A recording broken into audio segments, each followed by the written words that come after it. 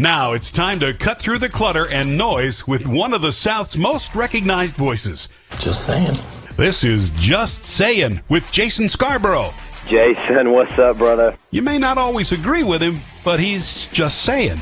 Now let's get to it with the man, the myth, the legend. Well, most days. Here's Jason Scarborough.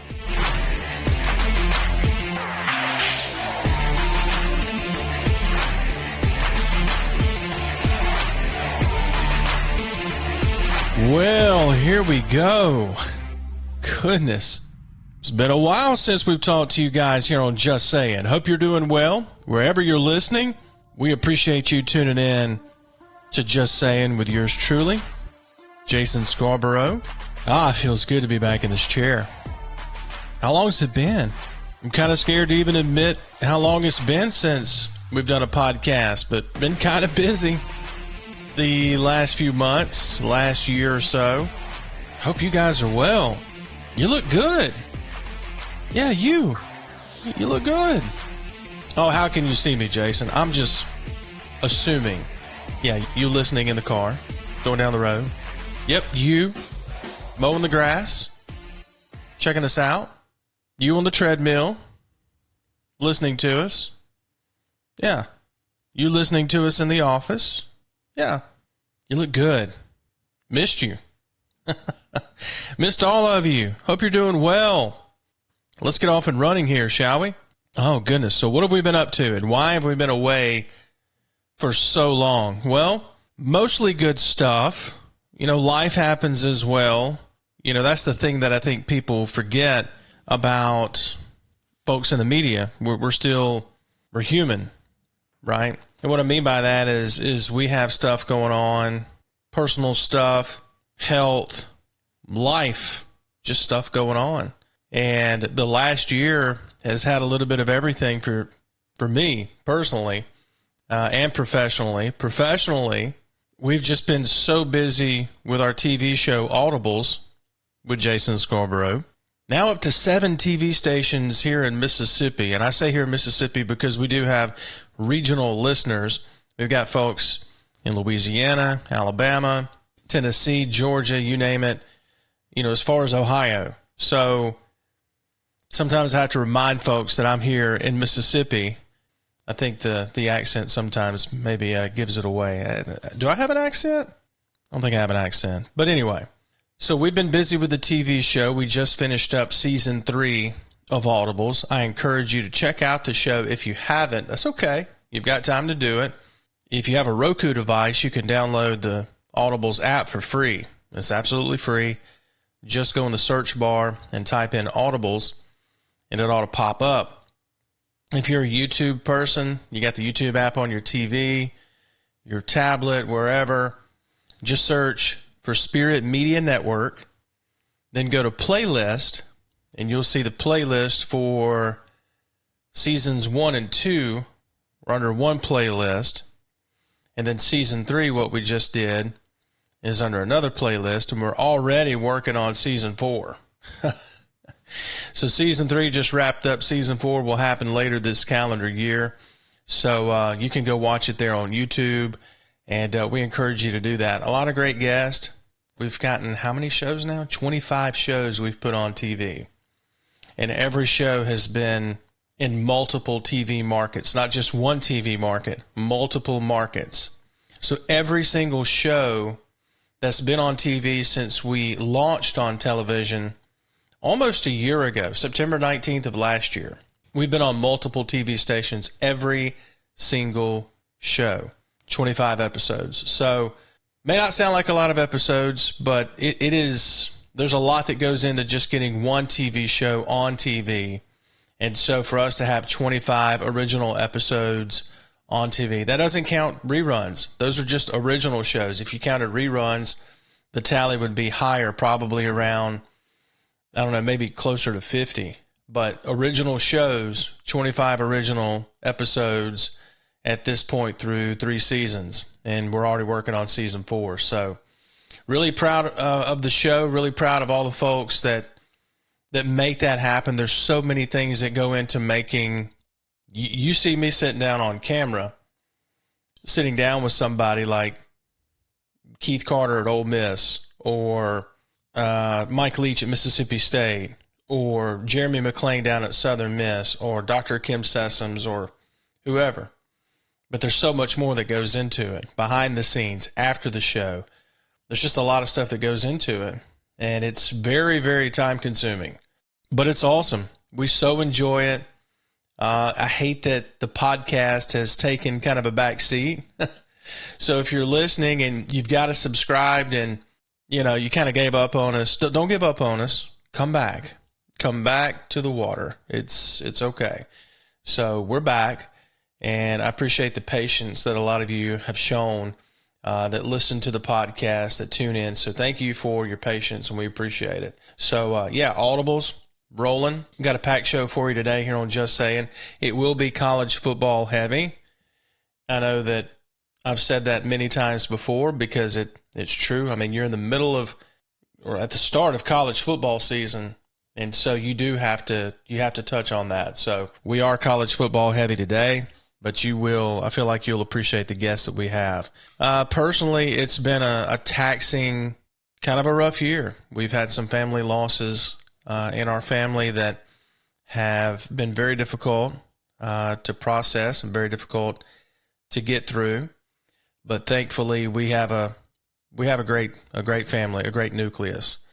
Are we perfect? No, of course not. But a great nucleus of folks within our family, and we lean heavily on our faith. If you've listened to this podcast at all, or kept up with anything that we do with Audibles, or really any coverage, I think that I'm pretty forward and pretty outspoken about my faith.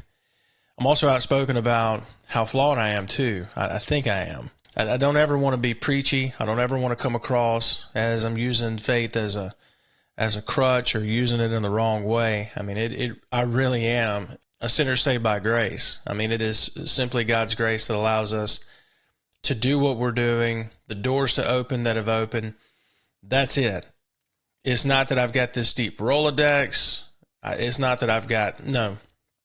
God's opening the doors for us here at our small media company and our show Audibles and so many other things. And so, again, personally, the last year, it's been difficult. I lost my number one fan, and that was tough. That was very, very tough. My number one fan was my grandmother. She went by Momo. That's kind of what we call our grandmothers here in the South. You've got your grandma, and then you've got your Momo. And that's how she was known. She was my number one fan. And my parents will tell you that she was my number one fan. And they're okay with that because they understand it and acknowledge it and embrace it. And we lost her in November, and it was very difficult. And again, when I say she's my number one fan, I've done a lot of different things in my career. I started out in print for a county newspaper, the Rankin County News. Shout out to Marcus Bowers there at the Rankin County News, and worked my way up in radio, and eventually dabbled in TV. And of course, now we're doing TV pretty much full time. But Momo always asked, when I was doing high school athletics on the radio back in the day from Brandon High School, doing the play-by-play, she would want to know what time I was going to be on the radio.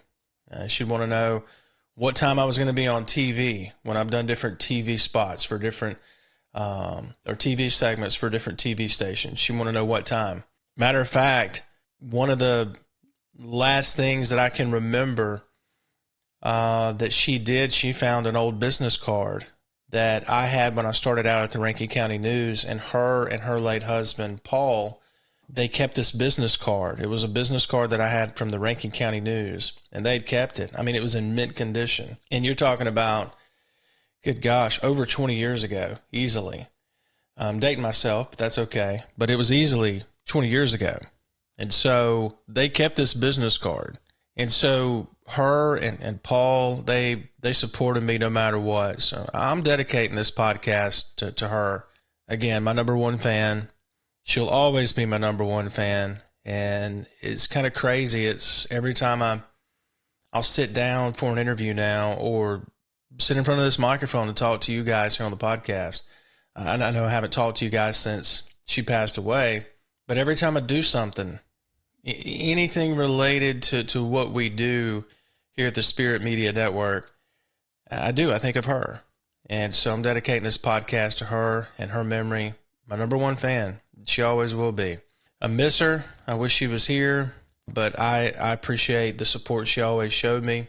You got to have somebody in your corner. It's important. You've got to have somebody in your corner, and I've been very fortunate. I've got incredible parents, but Mama was my number one fan, and she'll always be my number one fan. So this podcast, it's dedicated to her. So it's been a rough year, and but thankfully, again, great support group. We've got a lot of great folks in our family, a lot of great friends. You know, we lean heavily on our faith in Jesus. That's what gets us through. So just wanted to get that out there. It's been a rewarding last 12 months or so, but it's also been a very difficult 12 months. So thank you guys for your patience. Thank you for supporting us, listening to our podcast, watching our show, watching the things that we put on YouTube, the press conferences of Coach Leach and Coach Kiffin and the coaches across the SEC. We appreciate that. And so thank you for your support of this podcast and what we do here. So again, dedicating this show to Mama. So this is for her. So big guest list coming up.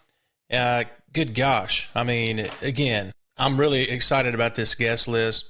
ESPN.com senior writer, co-host of Marty and McGee, regular contributor to ESPN and the SEC Network.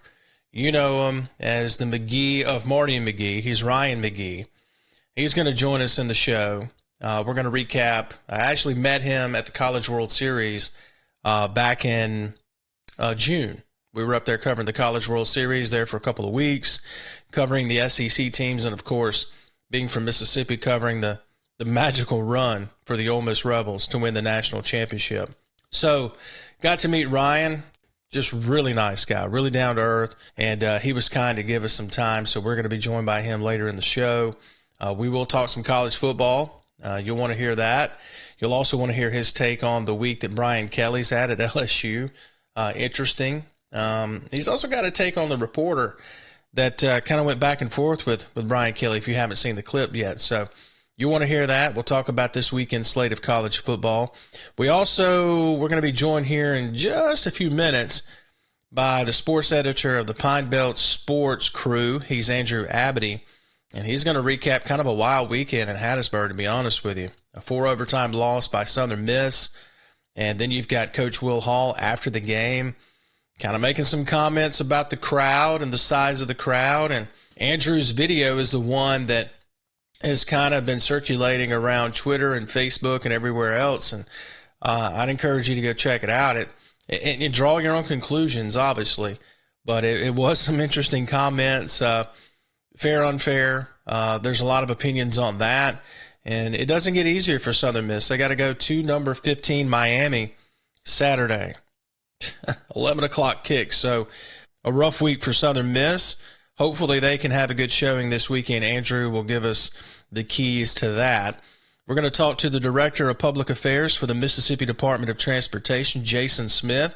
There is a situation that for Ole Miss and Jackson State fans traveling to the games this coming weekend, you're going to want to hear what Jason has to tell us. There's some things going on the Mississippi highways this weekend up in the north part of the state. So if you're Jackson State fans traveling to Memphis for the game, you need to hear this. If you're Ole Miss fans traveling to the game Saturday, you need to hear this. So you'll want to hear that coming up later in the show. And Jared Redding, covering Ole Miss, speaking about Ole Miss, covers Ole Miss for 247 Sports. He's going to give us his analysis on last week's game against Troy. Depending on who you talk to, there's a lot of back and forth about that. And he'll give us his insight into the quarterback battle there in Oxford and what to expect Saturday night in Oxford. So really packed show. It is college football heavy. So hang with us. Really good stuff. You better get it ahead of Saturday if you're a college football fan. A lot of really, really good info. A lot of good stuff. Don't forget, you can get this show on Spotify, Apple iTunes, TuneIn Radio, Amazon Music. I'm not going to play the drums for you. We're in the podcast section of Amazon Music. And, of course, our website, spiritmedianet.com. and just click on Just Saying. You can find us there. So, a packed show. Again, this show's dedicated to Momo. Number one fan, miss her, and appreciate her support of me personally and professionally my whole life. So, we dedicate this show to her, and I appreciate you guys understanding and being patient with me to get back here in front of this microphone. So, again, we are presented by King's Daughters Medical Center, driven by MDOT. And we will take a break, come back with our good friend Andrew Abadie of the Pine Belt Sports Crew down in Hattiesburg. He'll join us next. Just saying, we're back and we're rolling here on the Spirit Media Network. During times of uncertainty, it's comforting to know we have a healthcare system in our community that's been committed to supporting us for well over a century. In this current time, we are standing together, and our bond is stronger than ever. KDMC, caring for our community like no one else can.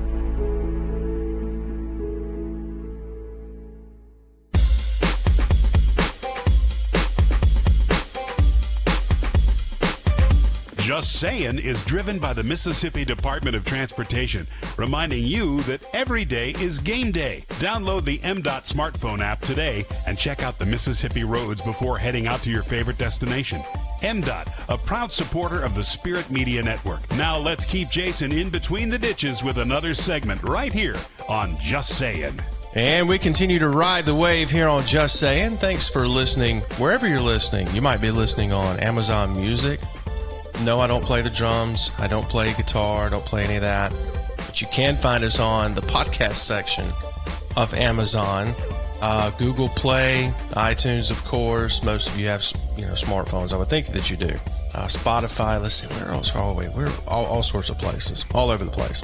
And speaking of all over the place, man, this guy's covered just about everything in his young career. He's done radio. He's done print. He's done online. He's covered high school football, college football. He's done a little bit of everything. He's been a friend of the Spirit Media Networks for quite some time. He's Andrew Abadie. He covers Southern Miss for Pine Belt Sports down in Hattiesburg. You can find Andrew on Twitter, Andrew Abadie, and find him also at the Pine Belt Sports Twitter account, Pine Belt Sports. Andrew, I appreciate you joining us this morning, giving us a few minutes. Yeah, thanks for having me on. And not to build up my resume, but my degree's actually in TV, so I really can't say I've done it in some way, shape, or form in our crazy media business. But thanks again for having me on. Yeah, it's always good to catch up with you. You always do such a great job. And yeah, you're right. I mean, I feel like you have to have your hands in just about every medium, if you will. I mean, you've got to have your hand in a little bit of everything if you're going to make it in this day and time, if you cover anything. We were kind of talking about that before the interview started, just kind of, you kind of have to be a one-man band in a lot of ways if you're gonna sustain any type of semblance or presence, if you will, in this crazy media world. But speaking of crazy media world, you just never know when you're sitting at a press conference what you're going to get. A coach or a player might say something in your video after Saturday night Southern Miss Liberty football game of Will Hall, the Southern Miss head football coach. He was not happy with the crowd. They called it disappointing, embarrassing, among other things. And it was a tough loss. There's no doubt about it. He had to be frustrated. 4 overtimes against Liberty. And Mississippi native Hugh Freeze is head coach in the Flames. So he's got to be frustrated. I understand that. He said, Andrew, that he understood that he's got to coach better to attract a bigger crowd. He was happy with the folks in the suite, so on and so forth. I get he's frustrated, but right time for Coach Hall to say that? Yeah, no, it was definitely not the right time. But I guess let's start with, you know how in every press conference it seems like somebody always asks about what they thought of the crowd and the environment. It's usually like the most softballish question there is.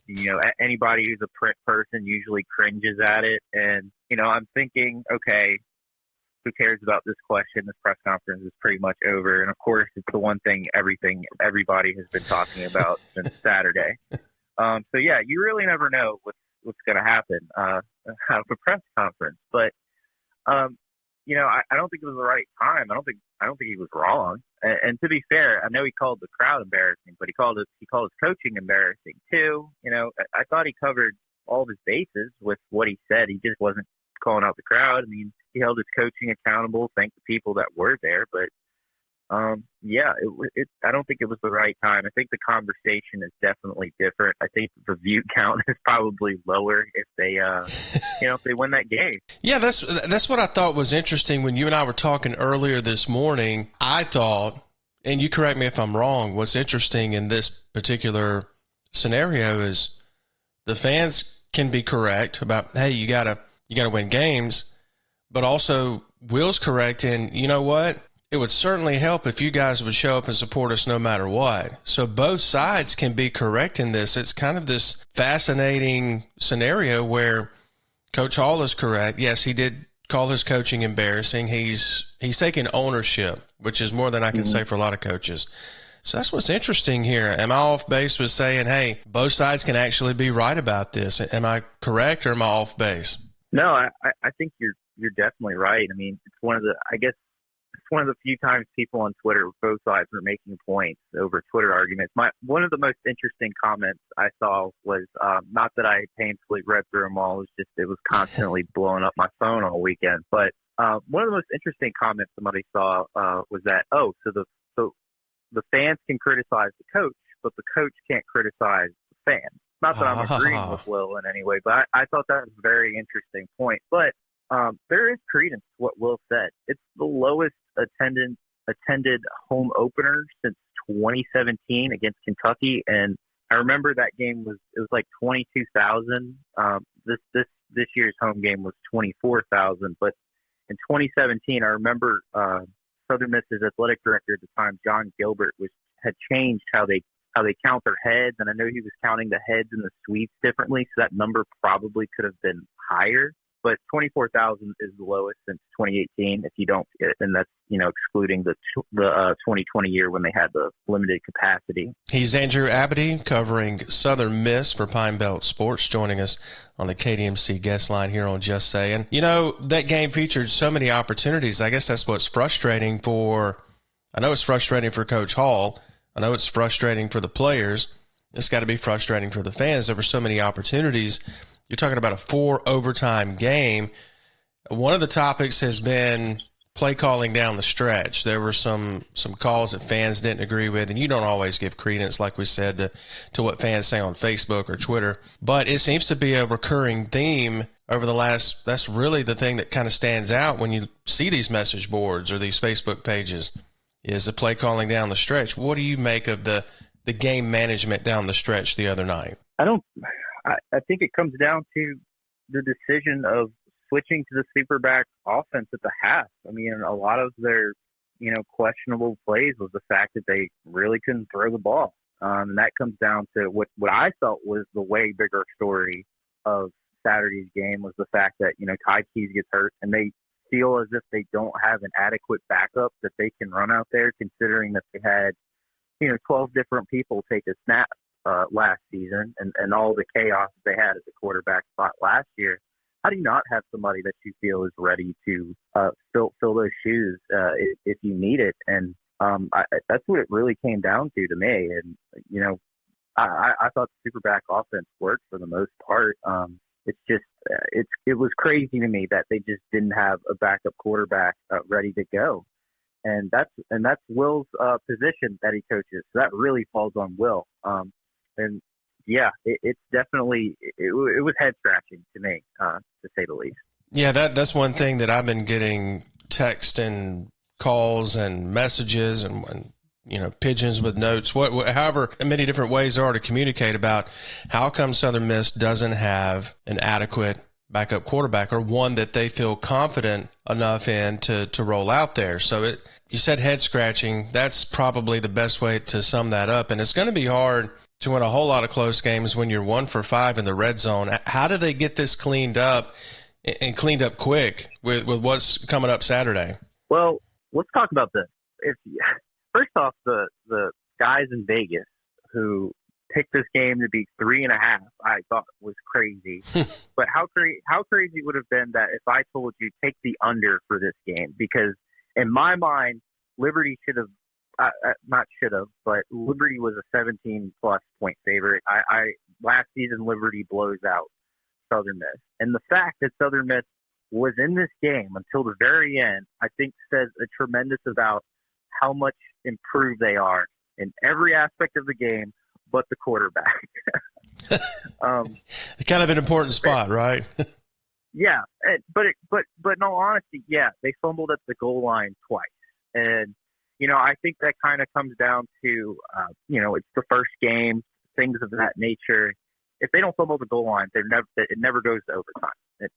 They win that game by 2 touchdowns. Honestly, if Ty Keys doesn't throw 2 picks, Liberty doesn't even have a 10-3 lead at the half. They should have won that game 34-10 in my head. If you take out those silly mistakes, which is a testament to the fact that the offensive line played great. Their one blemish, and if you want to call it a blemish, it was officially ruled a sack, even though it was a direct snap, run play, and it was a scramble. And the kid, it would normally be a tackle for loss. It was officially a sack because he was deemed the quarterback on that play for the Superback offense. But the offensive line, which was terrible last year, played great. The wide receivers, the few times they got the ball, made great catches. The running back, Frank Gore, looked amazing.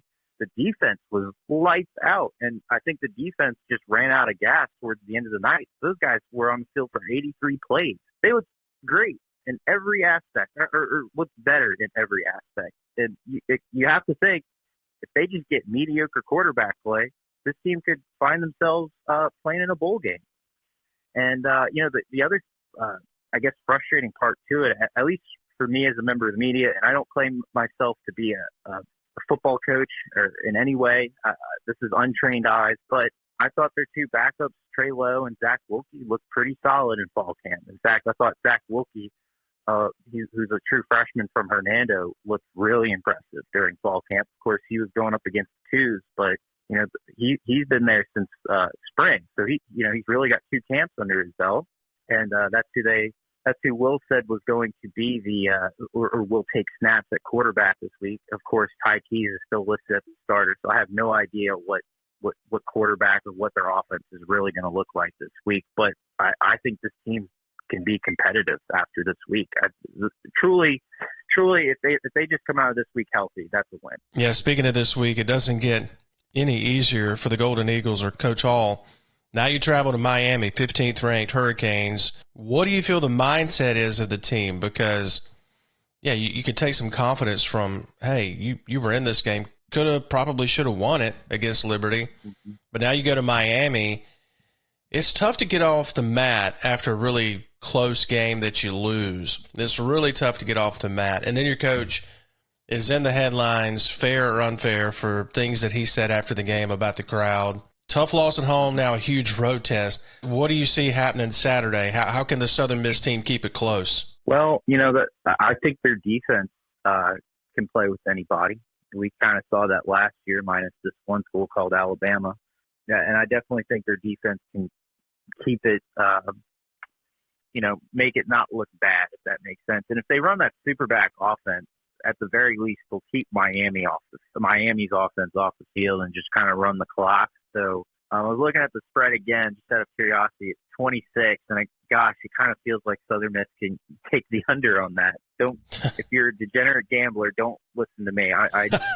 My picks in college football are garbage, but I think they can at least stay in it by halftime. I think you're just trying to walk away with moral victories. As Zach Wilkie shows some flashes, that's good. It's also Frank Gore Jr.'s essentially his homecoming, being from Miami.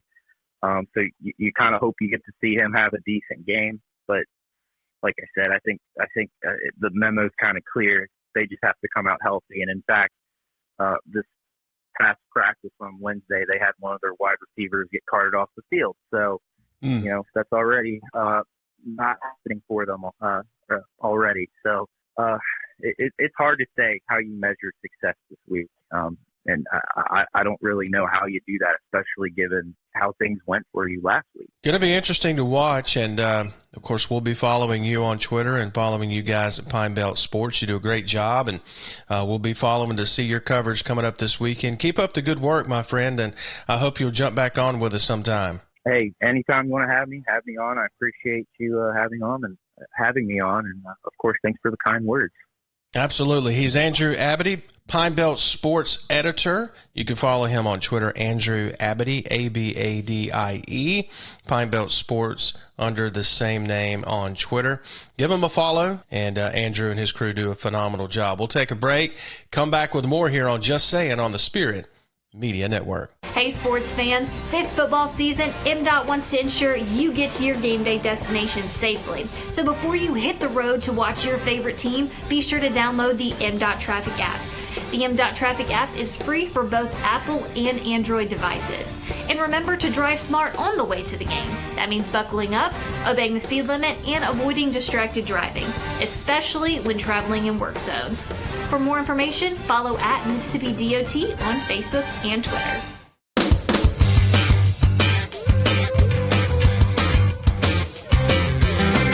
Have a topic you'd like discussed on Just Sayin'?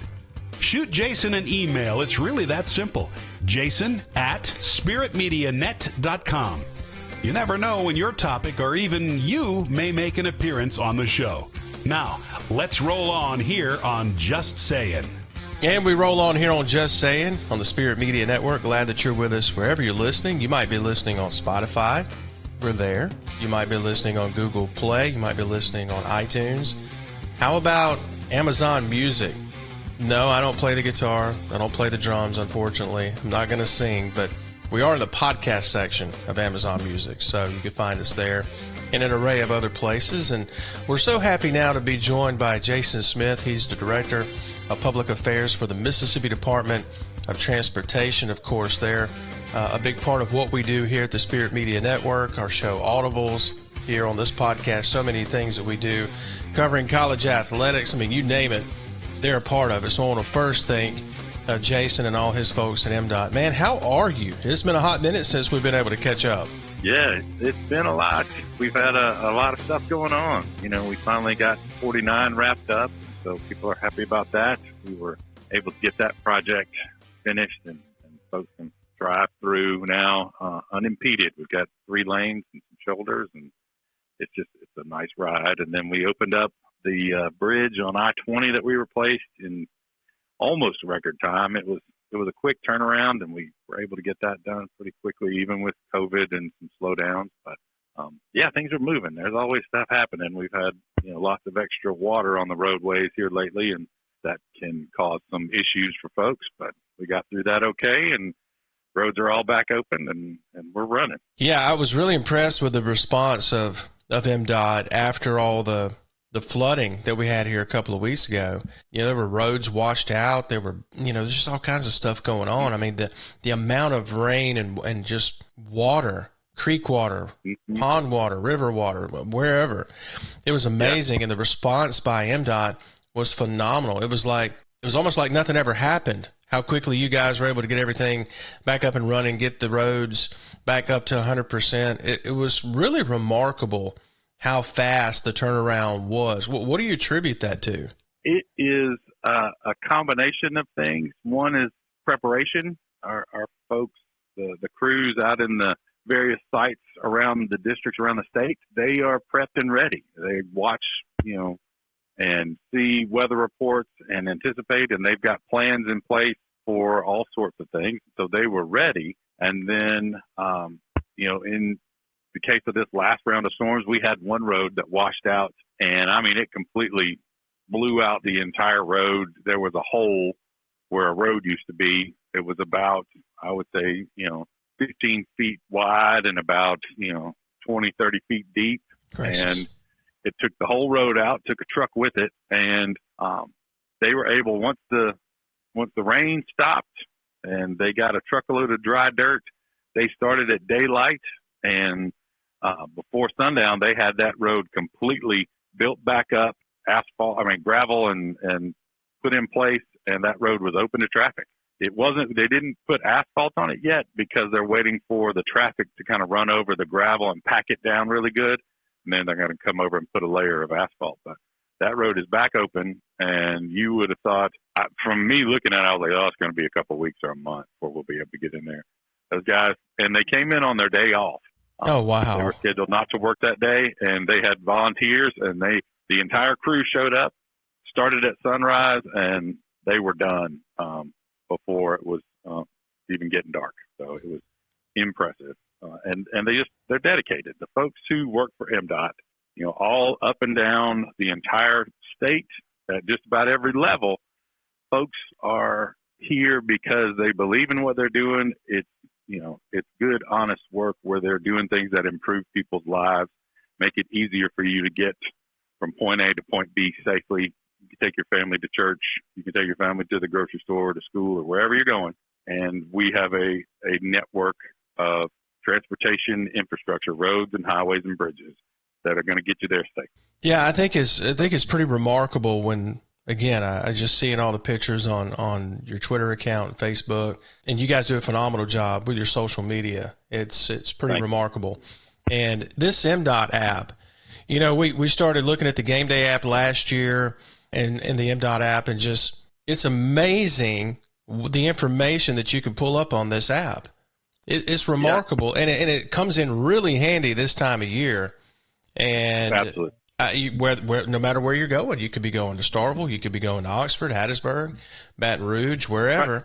And I mean, you need to know if you're going to load. If you've got kids, you've got people in the car with you. Hey, we need to know if there's road closures, if there's something that we need to avoid. And this app is perfect for folks that do a lot of traveling, like we do. I mean, we're at a different game almost every weekend. So the first thing I do with coffee in the morning, I'm looking at the MDOT app. It's remarkable. What all went into the planning for this? I mean, because you guys keep it updated, and it's a remarkable tool. We have it set up so that it updates as soon as we are alerted to a crash, a slowdown, work zone, or anything. We put it in there. It comes up on the app, on the map, so you can see the location in real time. It also shows you the condition of the traffic along your route, varying by colors. So you can see, if it's deep, dark red, that means that the traffic is either stopped or close to a stop. Green means everything is moving at normal speed. It updates you as you're driving if you're approaching a work zone. If you've got a route set in, I've got my commutes to work set up so that if there's something coming up, it alerts me, sends me a push notification, so I don't even have to look at it. It just pops up automatically. Says, hey, there's a crash on your route. You may want to take a different way. So I'll hop off the interstate, maybe hop on Highway 80 or whatever to get around it and keep on rolling.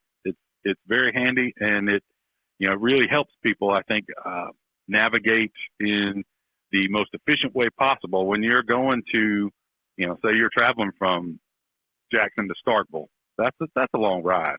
So knowing that there are things in the way ahead of time, well, I can take a different route. I can scoot around and go up this way or hop on a different route. Our aim here is to just make people aware as much as possible so that they can plan ahead if they need to give themselves extra time, if they need to take a different way, or if they have multiple days that they're deciding they're going to go somewhere. Well, look, this thing says it's going to wrap up tomorrow, or let's go on the next day. Or if we've got something that's going to start on, say, Thursday, well, let's go ahead and go Wednesday instead of waiting till the weekend. All those things, our main goal is to just make it easier for the traveling public to get where they want to go safely and efficiently and cause them as little headaches as possible. Now, with construction and upkeep and maintenance of a network of 30-some thousand miles of highway across the state, it's really kind of difficult to avoid every possible shutdown, slowdown, and inconvenience. But we do our best to make the information available so that people can get what they need. He's Jason Smith, Director of Public Affairs for the Mississippi Department of Transportation, joining us here on Just Saying. And one of the reasons I wanted to have you on is obviously there's folks going to the Ole Miss game. You need to listen up. And for folks that are Jackson State fans, Jackson State contingent traveling up to Memphis for your football game. So Jackson State fans, Ole Miss fans, you need to listen. There are some things coming up, some road closures, some stuff going on with the travel route into Oxford going up to Memphis. So what do folks need to know, Jason, if they're going to Oxford for the Ole Miss game, or they're going to Memphis for the Jackson State game? Well, the issue that we've got is there was a bridge on I-55 in Panola County, right around Batesville, or the Batesville exit anyway, that has to be repaired. There's a steel beam in there that's got an issue, and we need to repair it. And it's an emergency repair, so we can't delay it. We have to make it as quick as possible. And so they have it scheduled to start Friday night, September the 9th at 7 p.m. And they are expecting that work to take most of the weekend, be completed by Monday morning at 7 a.m. There's a possibility of, some weather or whatever, but I think that they are expected to just continue it and work through that. But that means that the southbound, this is a southbound side bridge, so the southbound I-55, all the lanes are going to be closed in Panola County at going to be at the exit 243. And now we've got a detour that's going to be in place, but it's a long detour. And the reason for that, if you look at the map, and it looks like, we could just jump on 51 and go down and then hop back on. Well, interstate traffic a lot of times includes, obviously, commercial vehicles, 18-wheelers, things like that. There is a bridge on 51 that has a weight limit on it, so that 18-wheelers and commercial traffic can't travel that bridge. So our designated detour is going to be getting on, get off at 243, the exit 243, and then you're going to travel east on 278 to 315, and then down to State Route 7, and then back over to I-55 at Coffeyville, which is exit 211. That is a big detour. And going all the way out to, Water Valley and then down to Coffeyville and back over, it's going to be a long route. And those are 2-lane highways, but MDOT is not allowed to put detours from interstate traffic onto county-owned roads. So this designated detour is not the only way to get around, but we are not able to designate a detour that includes county roads, so we had to kind of make a big detour. If you are from that area or you know that area well, you may be able to get through a little easier doing a different way, and I totally understand that. But the official detour is going to be going out, like I said, 243 down to 278, and then 315 back to 7. Now, Highway 7 is one that a lot of the Ole Miss fans are going to be riding on, and so this is just the southbound traffic is going to be doing that. Now, going to Oxford or going to Memphis shouldn't be any problem at all. You're just going up there. But both teams have 6 o'clock games on Saturday, so that means late Saturday nights when folks are driving back to Jackson, they are probably going to encounter this. So you need to plan your route. If you're coming out of Oxford, you may want to take a different route. You may want to take, I don't know which road you would want to take coming down. You could probably take 9 and go down that way, or some other route. If you want to go all the way over to 35 and take that down, you might avoid some traffic there. But the bigger thing is just be aware, give yourself extra time, and be safe with it, because that detour is going to be on some smaller highways, so they're going to have a lot of extra traffic there, which means it's going to be backed up and it's going to be going slow.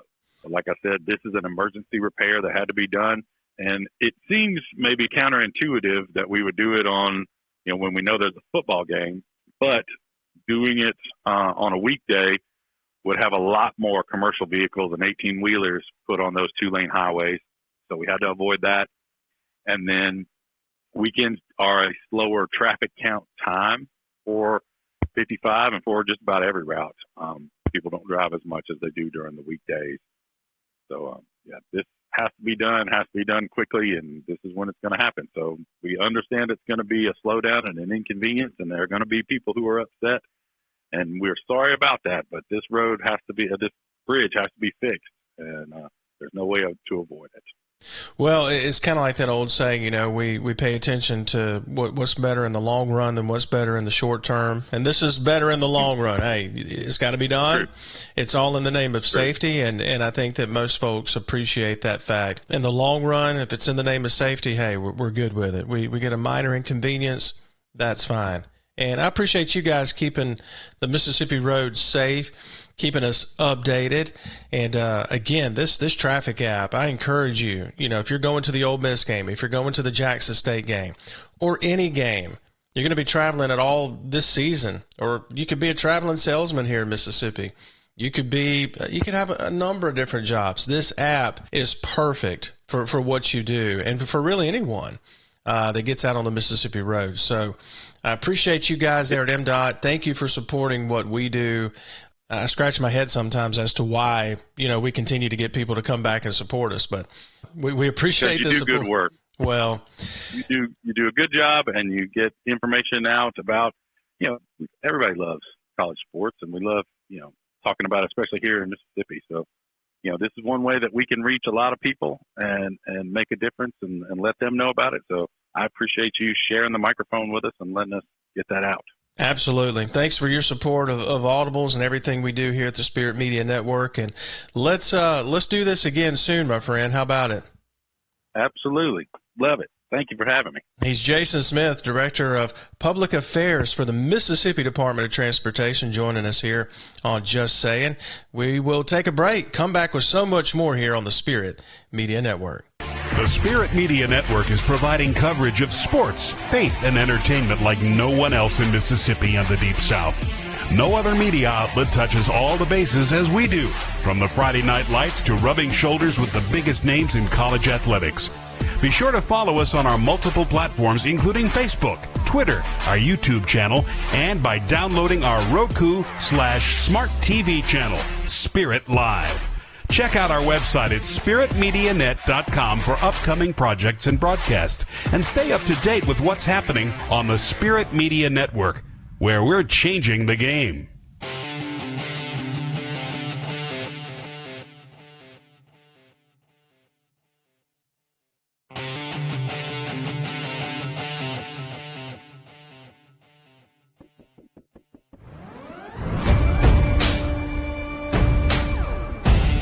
Just Sayin' is presented by King's Daughters Medical Center, providing quality care in a Christian environment.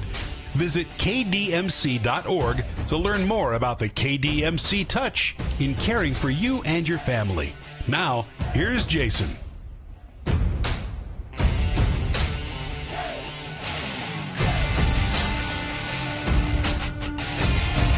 All right, we roll on here on Just Saying on the Spirit Media Network. Glad that you're with us wherever you're listening, whether it's Spotify. Let's see, how many places are we?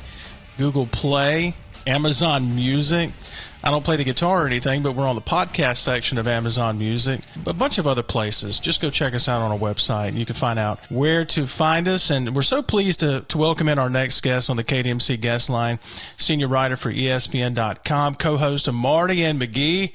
He is Ryan McGee. Man, thanks for taking a few minutes with us today. Yeah, man. No, it's great. Marty McGee, we hit the road last weekend, went up to Arkansas, and that was a big win for them. And this week we're all over the place. Marty and I are actually going to be at Vanderbilt, or Wake Forest Vanderbilt. Oh. But then we're going to have Roman Harper going to be in one place, and Tebow's going to be in another place, and it's going to be like a real show. So we'll see how that goes. I want to rewind for a minute if I can, because you and I actually met in Omaha for the College World Series. And, this event, it was the first time I got to go to the College World Series. You've seen several of those, and I was impressed with it. There's a lot of folks that will complain about the NCAA does this, they don't do this right, they don't do that right.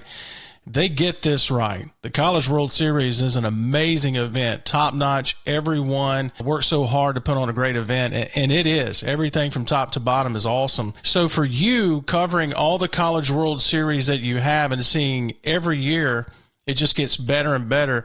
Being a fan of the event like you are, you got to take some satisfaction in that, I'm sure, right? Yeah, it's just it was almost like this really well-kept secret. Like, it was, and you're right about the NCAA. We can bang on the NCAA all we want when it comes to rules and regulations and how they're enforced. But what the NCAA crushes and always has are championships. Any kind of tournament. You go to a lacrosse tournament, you go to the Frozen Four, obviously basketball, and to me, they don't do it anywhere better than they do it in Omaha at the College World Series. And it's funny. I've been going out there now for 20 years, and I wrote a worst-selling book about the College World Series 13 years ago. And so, I used to go to Rosenblatt, and now I've been going. I still call it the new ballpark, although we've been in Schwab Field now for more than a decade. And it's the best, man. It's the atmosphere. And my favorite sporting events are the ones that are intertwined with the identity of the city. If you say Indianapolis, what do you think of? You think of the 500. You say Daytona. You think about the Daytona 500. You say Pasadena. You think about the Rose Bowl. And for me, if you say Omaha, even people that don't know a thing about college baseball, they immediately think of the College World Series. So, yeah, it's been cool to watch it kind of grow into this major event as college baseball has grown into a much more major sport. But it still, as you know, you saw it, it still has that small feel to it. And you still feel like you're kind of in on something when you're out there. And that's what I love about it. Man, that is such a great point that you bring up, because although it's this huge event, there's so many people, there's so many folks that have their hands in it, it doesn't feel too big, kind of like you just said, if that makes sense. It doesn't feel too big. You feel like your investment in covering that matters, and the folks around the College World Series make you feel that way. Is that a safe, accurate assumption? Yeah, I'm a big minor league baseball guy. Always have been to like 130 parks. I book my travel schedule around minor league baseball. And the College World Series, even though it is a major event and it is a national championship and it goes on for almost 2 weeks, it still has that AA, AAA feel to it. That's why I love about college baseball. You go to Hoover and go to the SEC baseball tournament, or I live in Charlotte. You go to Charlotte or Raleigh or Durham or wherever for the ACC baseball tournament. It just has that feel to it. It feels like you're going to a Durham Bulls game or an Omaha Storm Chasers or pick your team, Birmingham, whatever. That's what I love about it. It's just, and the people at the NCAA, they love it so much, and they volunteer to go work it. And at ESPN, on the television side, it's just kind of kept secret in the building, but the people who work the College World Series, they will fight you if you think you're going to go work it and they aren't. I mean, everybody wants to go. And so even if and what you see is you'll go to the College World Series, and even if LSU isn't in the series, LSU fans are there. And if Texas isn't there, Texas fans are there. And once you go and you kind of experience it, you have to keep going back. And then, of course, when we haven't seen what we've seen the last 2 years between Mississippi State and Ole Miss, I've been going there again for 20 years. I had never seen a fan base take over Omaha like Mississippi State did in 2021. And I thought, well, nobody will ever top that. And much to the Bulldogs' chagrin, Ole Miss it was a completely different level back in June. It keeps getting better and better, and I'm going to keep going until they tell me I can't. I hope that I can make it a yearly occurrence. If they'll let me keep coming back, I plan on making it a yearly occurrence. It was just a great event. Huge tip of the cap to everyone who worked so hard to make it that way. So, all right. So I know folks listening are like, all right, y'all get on to football. I'm sure I've got some folks listening that are saying that. So I will ask you about football. We kick it off last weekend. Were there any storylines or things that stood out to you that kind of made you go, last weekend? I was really surprised at how bad Oregon looked. That to me, that's a top 15 football team, and I think by the end of the season they'll be there. But I think that's also a testament to, if you're Dan Lanning, I don't care where you are. If you're a first-time head football coach, and any coach will tell you this. I was just talking to Sam Pittman about this on Saturday up in Fayetteville last weekend. That guy was an assistant coach for decades and decades and decades, and he finally became a head coach. And he talks about the challenge of being a first-time head coach, and there's just things that you don't expect to have to deal with. And I chatted with Dan Lanning a little bit last week leading into the game, and obviously we all know he can coach. I mean, he just coached arguably, statistically, the greatest defense that we've seen in a really, really long time at Georgia. And so you would think he'd kind of have the code cracked of how to move the ball on that defense that he had been in charge of up until January. And they just got run over. And Georgia's really, really good. They're the defending national champions. But Oregon, I think, contributed to that too because they just played poorly. And so that caught me off guard. There were some things that weren't a surprise. It did not surprise me that Florida played as well as it did. Utah, to me, is also that's still a playoff contending team. They could win the Pac-12 and still make the playoff. I didn't expect. I love Billy Napier, and you keep in mind now that Florida team, half those guys that are still on the roster, they should have beaten Alabama about a year ago. And so I never expected them to have this huge drop off. Now that they have a coach who actually wants to be there and actually wants to recruit. No offense to my new coworker, Dan Mullen, but it is what it is. And it's, so yeah, those were probably, those two games were the ones I had circled anyway. But no, I tell you one thing that has really surprised me is the quality of play. There certainly was some sloppiness. LSU certainly would like to have a couple special teams plays back, one in particular, but top to bottom, I can't remember a week one where we saw so few sloppy penalties.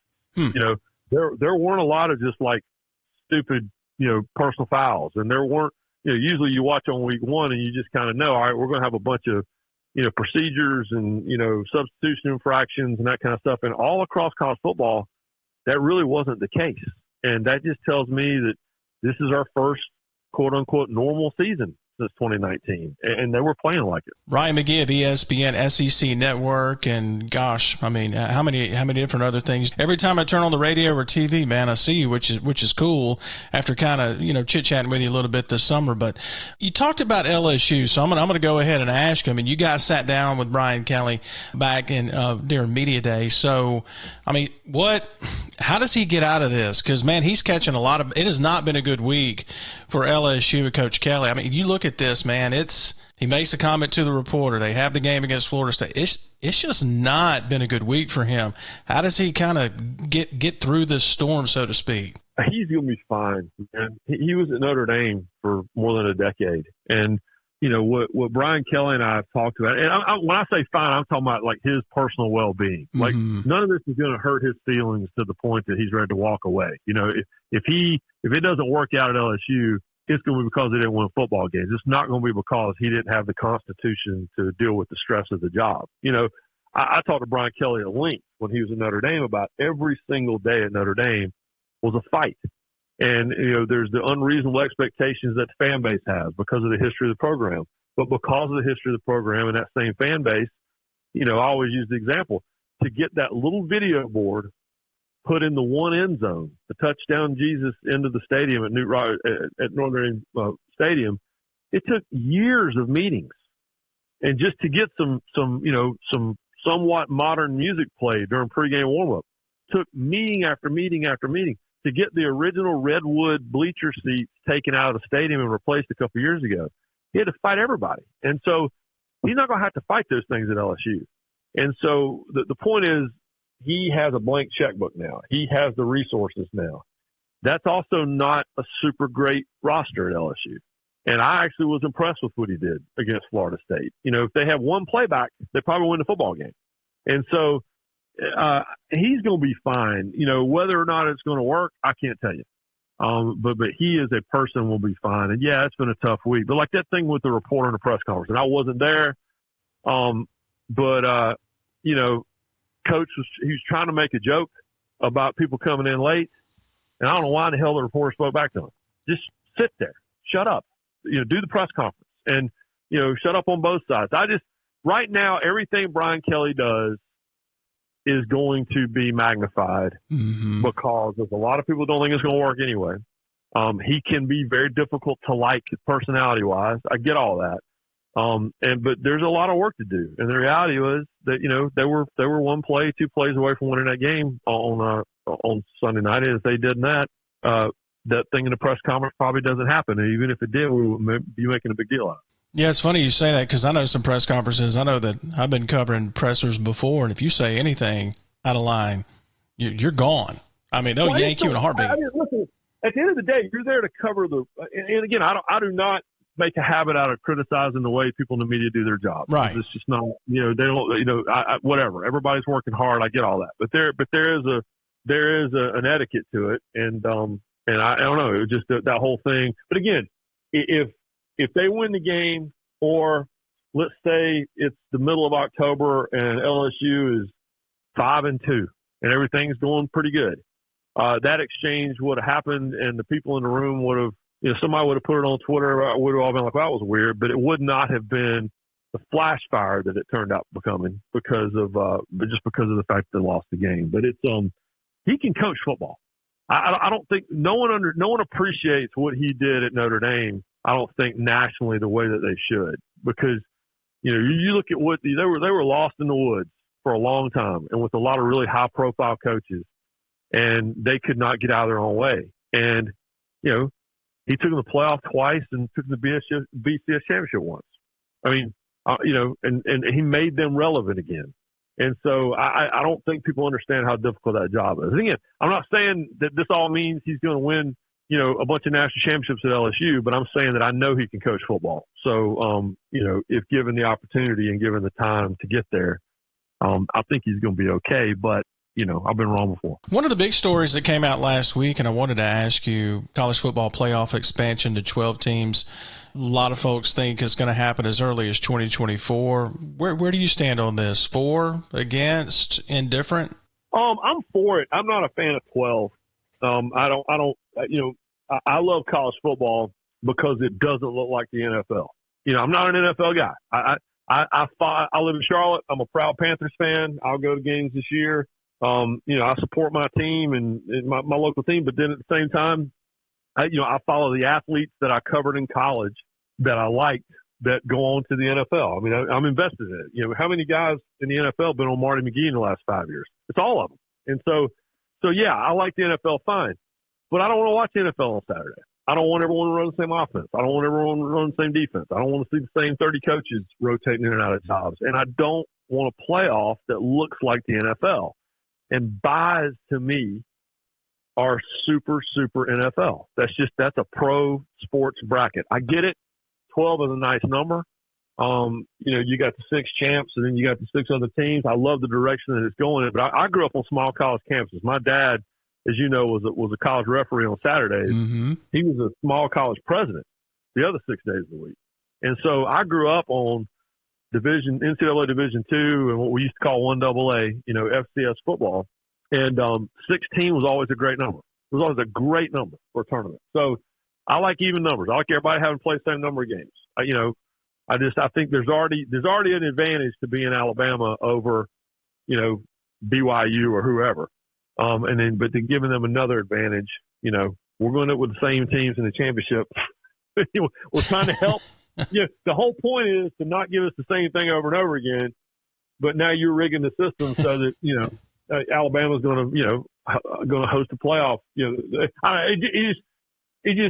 That's the only part of it I don't like. But the expansion's great, and I love the fact that a Coastal Carolina and whoever can go recruit now and say, hey, you come here, you got a chance to be in the college football playoff, because it's a fact. Is there a game or storyline this weekend? You talked about Alabama, Texas. They're going to steal a lot of the headlines, rightfully so. But is there a game that maybe folks aren't paying attention to, or that you just like in the lineup this week that you'll be paying attention to more so than others? I think there's a lot of them. I think that this week suddenly got sneaky good. I don't think I realized. Also focused on week one that we just didn't, I make this mistake all the time where we all get so focused on week one, week 0, whatever, and then all of a sudden you turn around and there's bigger games. To me, like you look at in Arkansas, South Carolina, and what you have is you have games that are going to be gigantic when we get to the end of the year. These are the games now where you're determining maybe not if you're going to be in the college football playoff, but what you're doing is you are setting yourself up for, where are you going to be at the end of the season? Tennessee and Pitt. First of all, I'm a Johnny Majors guy. I went to school at Tennessee. I worked for Coach Majors. I love the fact that they've made this the Johnny Majors Classic. Mm-hmm. But this game for Tennessee and for Pitt, this is like a $10 million ball game. This is probably going to decide what kind of bowl game you're playing at the end of the year, or if you have a chance to make a run at your conference championship game. And same with Kentucky and Florida. Kentucky and Florida, that's, you're playing for the inside lane to perhaps be the team that finally makes a run at Georgia this year. I mean, there's so many of those games, but there's a lot of sneaky week 2. A lot of early conference games that are going to determine, what kind of season these guys are going to have at the end of the year. Man, I'm really looking forward to that Kentucky-Florida game. I really, really am. I mean, that one in the past or last few years, it's been interesting. There's been something crazy happen, so really looking forward to that one. I want to ask you before I let you get out of here. I mean, I love Marty McGee. I told you that when I met you this summer, and I wasn't just blowing smoke. I mean, the show's hilarious. You guys just have a blast. Take me inside the friendship of you and Marty. You guys, of course, host a TV show together. You've covered a jillion events together. You've been friends for years. Look, I've got close friends. There's no way in the world I'm going to work with them because we kill each other. But you guys make it work. You've been able to work together. What is it about y'all's friendship that just makes it work so well where you're friends off camera and on camera? Well, the friendship is it. I mean, we've known each other. We have racked our brains trying to figure out where we first met. And we don't know exactly where it was, but we got a pretty good guess. It was probably either the Martinsville Speedway or the South Boston Speedway when Marty was writing for the Rolling Oak Times, and I was a young field producer for ESPN. The late, great RPM Tonight was the show I worked on. It was a nightly motorsports show on ESPN2 back in the 90s. And so that was what I did right out of college. And so we know we met at some point right out of college. So we've known each other 25 years coming up. And so, I was a TV producer in the first half of my career, and one of the most difficult parts of the job was you could take really, really talented people and put them on a desk together, all making a lot of money and all with a lot of resources behind them. And there's either chemistry there isn't, and you can't manufacture it. It either works or it doesn't, and it doesn't more than it does. I mean, you think about combinations you've seen on the Today Show, or, a lot of ESPN shows where you take people and put them on the desk and it just doesn't work. And Marty and I we know each other. And the other thing, too, is we root for each other. I think a lot of times people would assume because we're both reporters and all that stuff, like we're competing for stories and we're really not. When he does something that's awesome, I'm his biggest cheerleader, and I've always felt that same way, like his feelings toward me. And so I think that's what it is, man. And plus, it's just, your dudes are your dudes. And we're just lucky that we were riding to Martinsville Speedway together 6-7 years ago. And I was like, man, I swear, I think if people could hear this conversation we just had for the last 2 hours, they would like it. And that was our whole pitch when we went to ESPN. And somehow, miracle of miracles, they put us on the radio, and we've been there ever since. It's awesome, and I think that's why people connect with it so much. Like you said, it just feels like you're riding in the truck, just hanging out, sitting on the tailgate, and I think that's what's so endearing about it. I mean, you guys definitely don't take yourself too seriously, which I think a lot of people appreciate. Hey, these guys aren't stuffy. They don't think they're better than everybody. They're just dudes, man. Like you said, they're just talking sports and talking about – I got an idea for hillbilly headlines in a minute, but yeah, you guys, I think that's why you come across and it's endearing to so many people because you're yourselves. Well, we just can't believe they let us do it, man. I mean, honestly, we get done with the show like Saturday, we got done with the show in Arkansas, and we're headed to the airport. And he looked at me and he goes, "I still can't believe they let us do this on TV," and that's how we feel. It's genuinely how we feel, and so. When we do the show in the Wilderness Lodge here in Charlotte, where we both live, we will do the show for 3 hours, and we will literally walk out in the parking lot to our trucks, and he'll look at me and I'll look at him, and we'll just almost simultaneously go, "What the hell did we just do for 3 hours?" and we keep waiting on the phone to ring, and somebody going, "Okay, you know what? There's been a paperwork mistake here. We didn't realize y'all been on TV all these years. We're shutting it down," and they never have, man. If anything.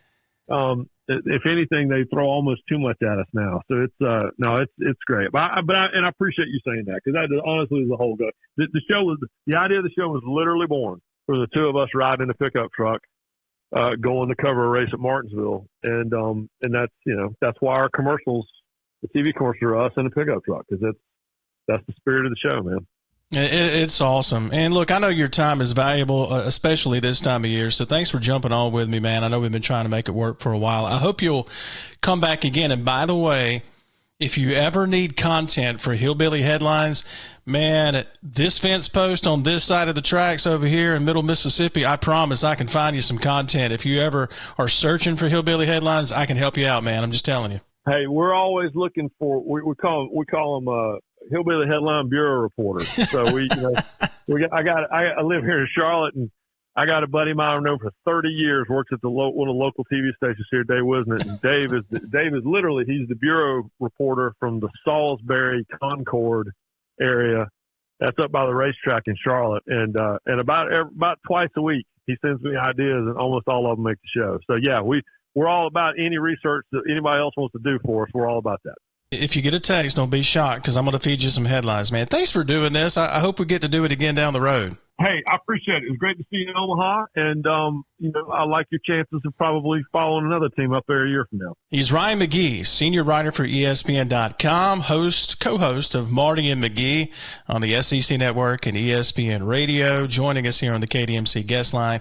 Appreciate his time so much. We take a break, come back with more. Just Saying rolls on the Spirit Media Network. Family owned and operated since 1986, Lakeside Molding has become the trusted source of architectural products throughout the South. They offer fine interior architectural moldings, custom millwork, and cabinet doors designed and handcrafted in Flowwood. Their showroom on Lakeland Drive is stocked with today's most sought-after interior details, including corbels, post, fireplace mantles, bath vanities, butcher block islands, mirrors, and much more. Tim Shoemaker and his staff work closely to meet client needs for new construction, restoration, and remodeling projects. Lakeside Molding, where details make the difference. We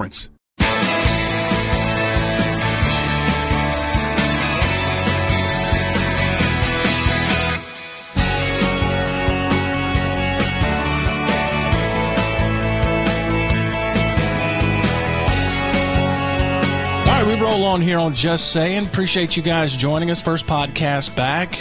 We've been away for just a hot minute. We've kind of been busy, but we are back finally this week. Wherever you're listening, whether it's Amazon. We're on Amazon now, which is pretty cool. You could be listening on iTunes, Google Play, on Spotify, which is kind of cool. We're on Stitcher. I don't know what Stitcher is. Maybe our next guest on the KDMC guest line will be able to help us out with Stitcher. He covers Ole Miss for 247 Sports, friend of the Spirit Media Network. He's Jared Redding. What is Stitcher?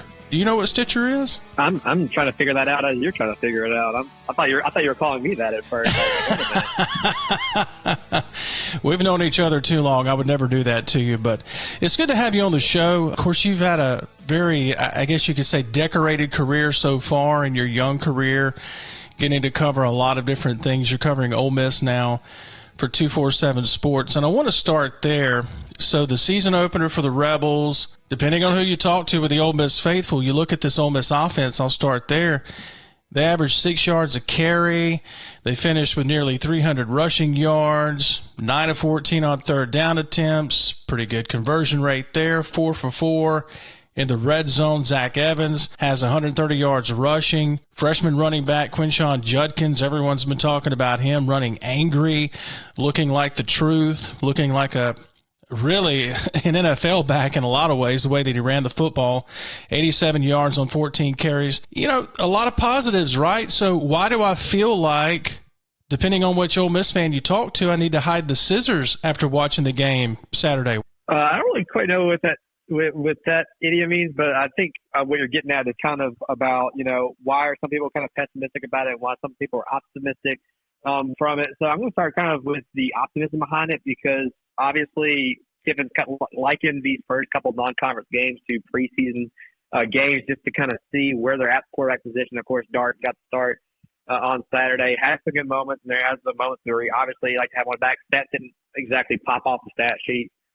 Going 18 for 27 for 154 yards, 1 touchdown pass, because one of those, Domingo, was actually ruled a backwards pass. But while they had that going on, I think the ground game really showed the potential it could have. And yes, it's non-conference game against Troy, but they showed that there's a lot of horses in that backfield. And you look at Zach Evans and David Johnson and I were talking about it in the press box. It's like they got some dogs, and he's kind of that seems like that guy who could be kind of the leader of the pack in the run game. And Quinshon Judkins, in Kiffin's own words, said he ran absolutely angry, just simply refused to go down. You're going to have to really buckle up your chin strap and really knock him underneath the jaw if you really want to get him down. So that was a lot of promise there. No one really broke out in the receiving game. The leading receiver, I believe, was Michael Trigg, who had 4 catches for, you correct me if I'm wrong, 33 yards or something like that. Yeah. And and one of those was probably the best throw that Dart made all game. Was kind of a older over the shoulder pass on the sideline. But you didn't really see that guy. Trigg had 4 catches. That was the most of any player on that team Saturday. I think defensively, though, you show a lot of promise. They continued their quarter streak at the 12 straight quarters, not allowing a first half touchdown offensively. Dating back to last year, even in that Sugar Bowl game, that one touchdown was a defensive touchdown. People tend to forget that, especially with what you saw the linebacker play with Troy Brown and Kari Coleman. Kari Coleman, 8 tackles, 5 tackles for loss, 2 sacks, first Rebel since 1999 to get 5 tackles for loss in a single game. He got a 3 and out single-handedly by himself. There's a lot of promise there. But, like Kevin said, it was a season opening game. Wasn't always pretty, but you can't go 2-0 without going 1-0, and that's exactly what they did Saturday.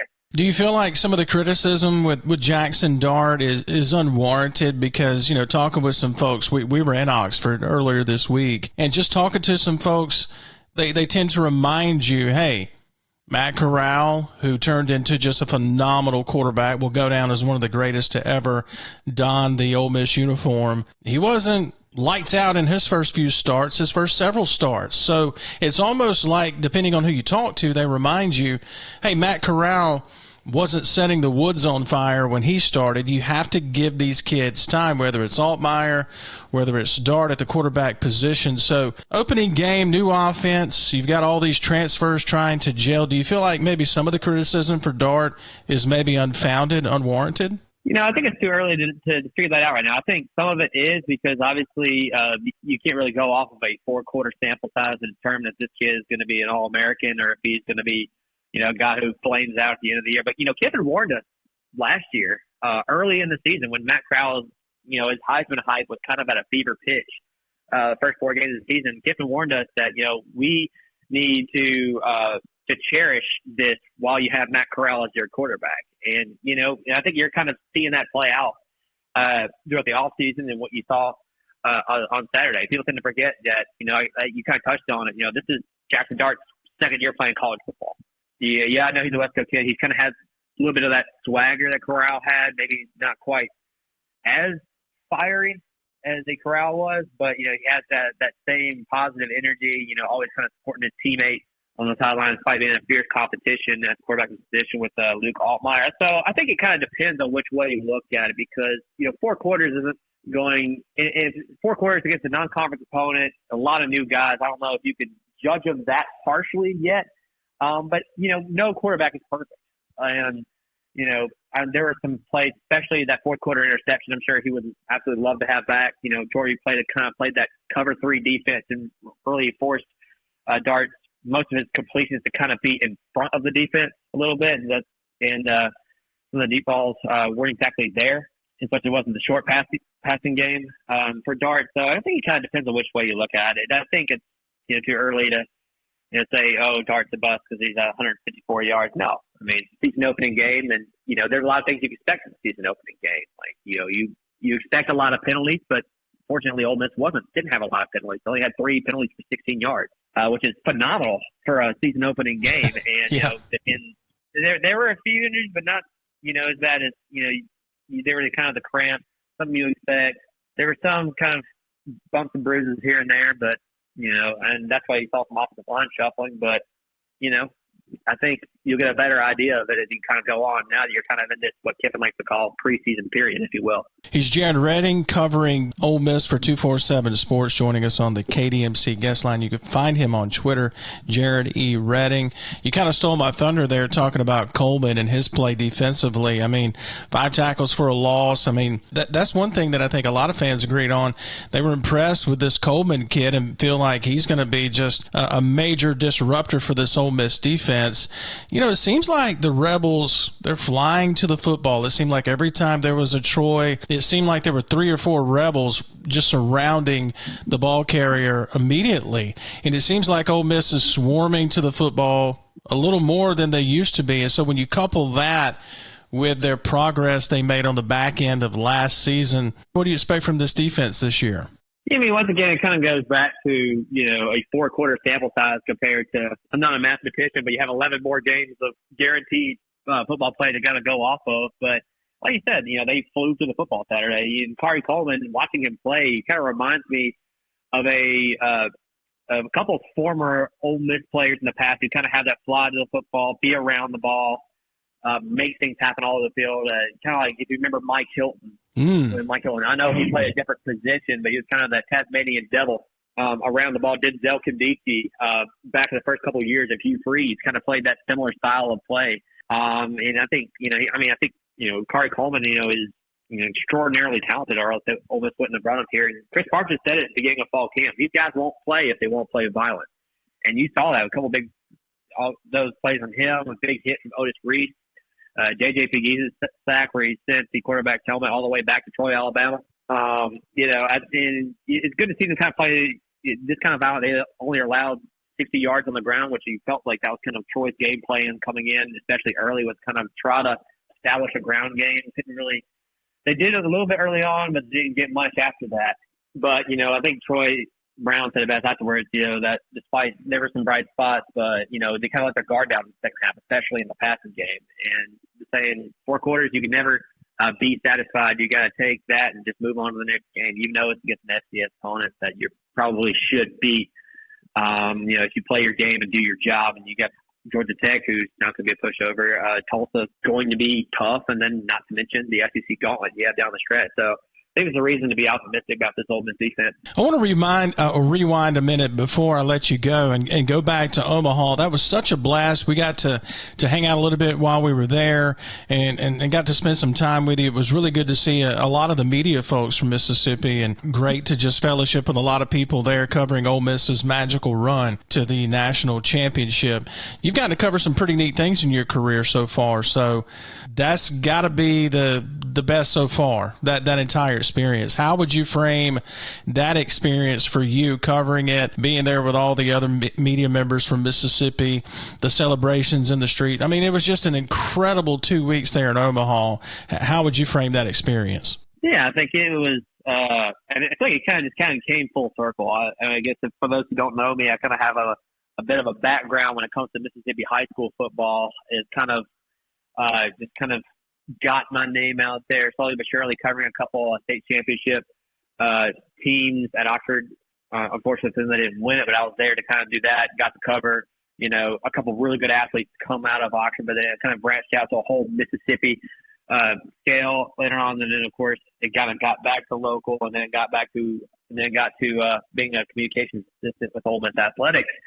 And then while I was there, it was when David Johnson, the team at 24/7, took notice of me, and thankfully gave me a chance. But I feel like it came full circle when I say that, because my very first assignment, very first productive thing I did on the job was they announced my hiring. I went immediately to Ole Miss Baseball's media op at Swayze Field. That was the first. Well, actually, that was the first time kind of going to coaches and players as opposed to Coach Bianco. That happened a couple weeks earlier, but it kind of kicked off the season a little bit, because the season opener was basically a week after that. And very first person I talked to was Jacob Gonzalez. And I said, okay, well, what's the goal from year 1 to year 2? He said, we're going to try to go to Omaha. We're going to make it to Omaha, which you hear that all the time, from athletes. That's their goal. You don't compete. That's not your goal. And on the surface, it looked like they could do it. Obviously, all the firepower that they brought back, the bullpen that they had, the starting pitching had some guys who are going to be those guys. It seemed like good hands, but it just seemed like everything that could go wrong went wrong during that season. And I was there kind of to catch the worst from, obviously, fans who wanted to see change, people on the message board who wanted to see change or question, Bianco's viability, after the season, or what's going to happen with some of the players that Bianco brought in. They're going to transfer. They're going to leave. What's this program going to look like next year? And it seemed like that when they were 7-14. They almost got run rules in their home turf, Southeast Missouri. I remember that game like it was yesterday. That's where I felt like Ole Miss kind of hit rock bottom in the season. And, all throughout that whole process, players said, we're going to get it together. Trust us. We are going to get it together. I think Kevin Graham said that more than anybody. And of course, looking at the team, you're like, okay, they're going to do it, but is it going to be too late? Because I don't think many expected them to be that in the big game, especially late, especially when they went one and done the SEC tournament. But as soon as they went to Omaha, they knocked off Southern Miss, knocked off all the teams pro game regional. I knew for a fact that they were going to win a national championship because this team has just been through so much together. These guys, Tim Elko, Kevin Graham, Justin Bench, came back to win a national championship. It just kind of seemed like a team of destiny, and it was an experience in Omaha that I'll never forget. I went last year as a fan to experience what being Omaha was like. My parents lived in Omaha for a period of time, so I got to hear stories about their time there. But to watch, a team who I grew up watching, to see a team that was completely rock bottom as a program, to see a coach who was there for 22 years, may not even make it after the year, to that, and to finally see him win it all and see Ole Miss dogpile after so much heartbreak was something I think I'll never forget. And it was a story that's the greatest story I've ever covered so far. Well, man, it was so good to bump into you there in Omaha, bumped into you at the Southern Miss Regional as well. Enjoy the game this weekend. I hope you'll jump back on with us again soon. Absolutely. Thank you, Jason. He's Jared Redding. Follow him on Twitter, Jared E. Redding. He covers Ole Miss for 247 Sports. Joining us on the KDMC guest line. We take a break. Back with more here on Just Sayin on the Spirit Media Network. During times of uncertainty, it's comforting to know we have a healthcare system in our community that's been committed to supporting us for well over a century. In this current time, we are standing together, and our bond is stronger than ever. KDMC, caring for our community like no one else can.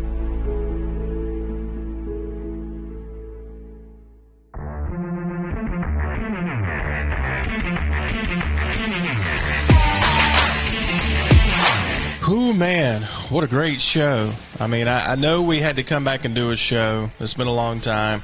But to come back with those guests, really good show. Thanks to everybody who joined us. Going through the guest list again, ESPN.com, senior writer and co-host of Marty and McGee, Ryan McGee joined us.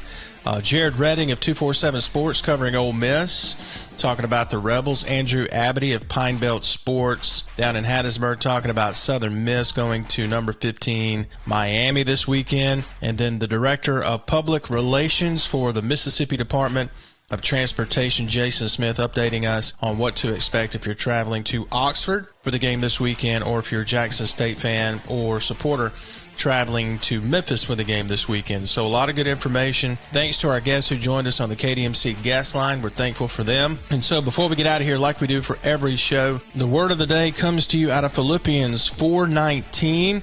My God will supply every need of yours according to his riches in glory in Christ Jesus. What a great word. Philippians chapter 4, verse 19. Our word of the day. Let's lean on that as we head into the weekend and going into next week. Thanks to our guests, our sponsors, our advertisers, and thanks to you for listening. We appreciate it. I hope you guys have a safe weekend. Be careful. Enjoy your weekend. And as always, love each other. Let's spread love around like it's confetti. Make everybody feel like a somebody today. Okay? Let's do that today and for the next week and for the foreseeable future. Spread love around like it's confetti. You know I love to say that. So thanks for listening. We will be back next week with another show. And hit subscribe. Go ahead and subscribe to this podcast. Drop us some feedback on the website there.